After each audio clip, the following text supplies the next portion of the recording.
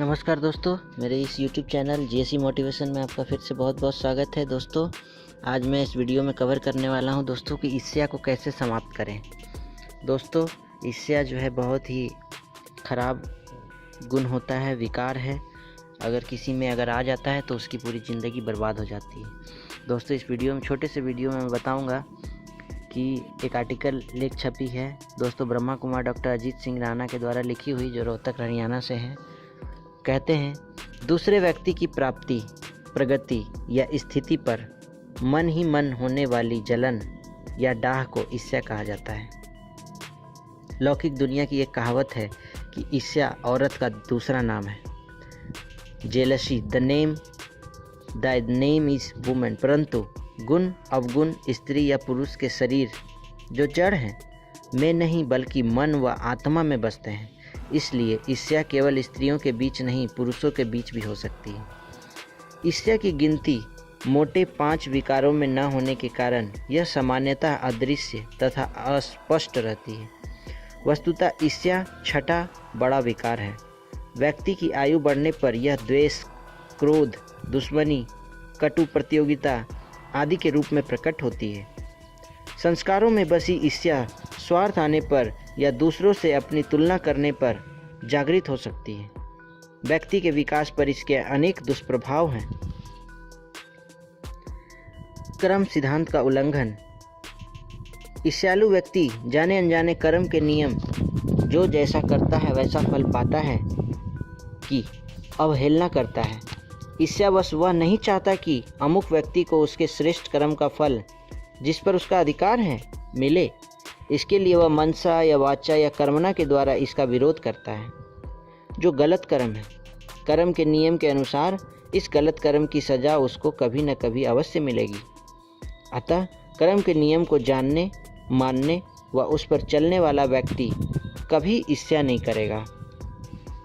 ईर्ष्या चाट खाती है प्रेम को।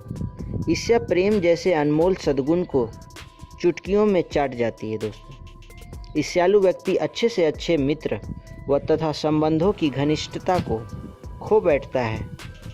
ईर्ष्या नफरत, द्वेष, क्रोध, दुश्मनी आदि को जन्म देती है। इससे नकारात्मक संस्कारों की टक्कर शुरू हो जाती है। ईर्ष्यालु व्यक्ति का प्रगति का पथ अवरुद्ध हो जाता है। उसके जीवन की खुशियाँ छिन जाती हैं। जीवन नीरस हो जाता है। ईर्ष्यालु व्यक्ति ईर्ष्या करके अपनी मूर्खता का ही प्रमाण दे रहा होता है। जिस व्यक्ति से उसकी प्राप्ति पर ईर्ष्या की जाती है, वह प्राप्ति तो उसे हो चुकी होती है। अब ईर्ष्या करने से क्या प्रयोजन? अतः कोई मूर्ख व्यक्ति ही ईर्ष्या करेगा। जैसे प्रेम को बढ़ाता है, ठीक उसी प्रकार ईर्ष्या को बढ़ाती है। इससे समाज की ऊर्जा, समय, संकल्प आदि नकारात्मक कार्यों में खर्च होते हैं। समाज का आर्थिक स्तर भी गिर सकता है। दोस्तों, ईर्ष्या से बचने के उपाय आइए बात करते हैं। ईर्ष्या करने की बजाय संबंधित व्यक्ति को उसकी प्राप्ति पर तुरंत बधाई दें। दूसरों के सामने उसके दिल से महिमा करें। इससे ईर्ष्या तुरंत समाप्त हो जाएगा।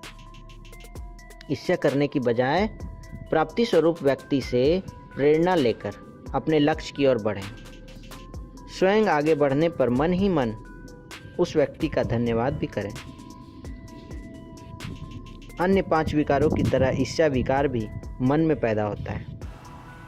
इसलिए दिन में 20 से 21 बार एकांत में बैठकर यह दोहराएं कि मुझे ईर्ष्या नहीं है, महिमा करनी है। मुझे लोगों की महिमा करनी है, मुझे लोगों की महिमा करनी है। बार बार ये संकल्प दें अपने मन को। मात्र 2-3 महीने के सतत अभ्यास से ईर्ष्या का संस्कार आत्मा से निकल सकता है। क्योंकि जैसा हम अपने बारे में बार बार सोचते हैं, वैसा बन जाते हैं। राजयोग मेडिटेशन आत्मा को न केवल ईर्ष्या बल्कि हर विकार से मुक्त कर सकता है। इसके लिए 8-10 मिनट सुबह शाम दिल से आत्मा में टिककर शिव परमात्मा की याद में या अपने इष्ट देव, इष्ट परमात्मा बार बार पवित्रता के संकल्पों को दोहराना है। संकल्प चलाएं कि हम सब परमात्मा की संतान हैं। इसलिए आत्मा किसी से भी ईर्ष्या नहीं करती बल्कि महिमा करती है, क्योंकि सब परमात्मा की संतान है। फिर व्यवहार में भी ऐसा ही करें। ऐसा करने से पुण्य भी जमा होगा यह ईर्ष्या विकार को नष्ट करने का अचूक मंत्र है। राजयोग मेडिटेशन का अभ्यास करने के लिए अपने नज़दीकी ब्रह्मा कुमारी सेंटर पर जाएं। Thank you.